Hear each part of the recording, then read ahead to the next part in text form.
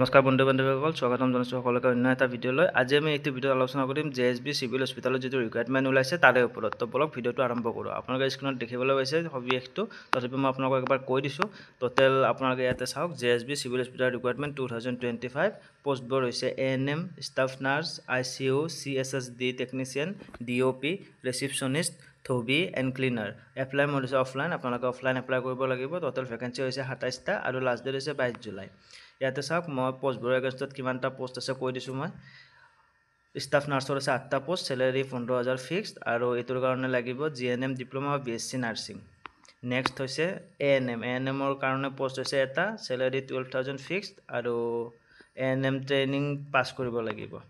Next হৈছে pharmacist, post হৈছে 2টা আৰু চেলেৰি 15,000 ফিক্সড, আৰু এইটোৰ কাৰণে D ফাৰ্ম বা B ফাৰ্ম কৰিব লাগিব।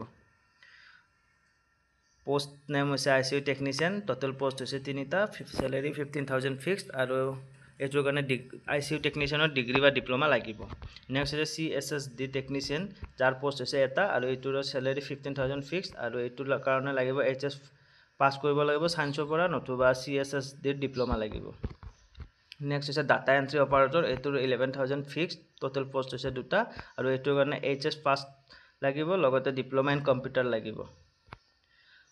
নেক্সট হৈছে ৰিচিপশ্যনিষ্ট বা ৰেজিষ্টাৰাৰ, তাৰ কাৰণে পোষ্ট হৈছে 4টা, চেলেৰি 11,000 ফিক্সড, আৰু তাৰ কাৰণে HS পাছ লাগিব, লগতে কম্পিউটাৰৰ ডিপ্ল'মা লাগিব, আৰু ডাটা এণ্ট্ৰি ছফ্টৱেৰৰ ওপৰত প্ৰফিচিয়েঞ্চি থাকিব লাগিব।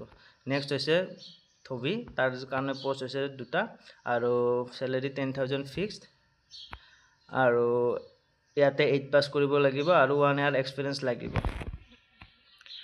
নেক্সট হৈছে পোষ্ট নেম হৈছে ক্লিনাৰ, টোটেল পোষ্ট হৈছে 4টা, চেলেৰি হৈছে 10,000 ফিক্সড, আৰু এইটোৰ কাৰণে 8 পাছ লাগিব, আৰু 1 year ক্লিনিঙৰ এক্সপিৰিয়েঞ্চ লাগিব।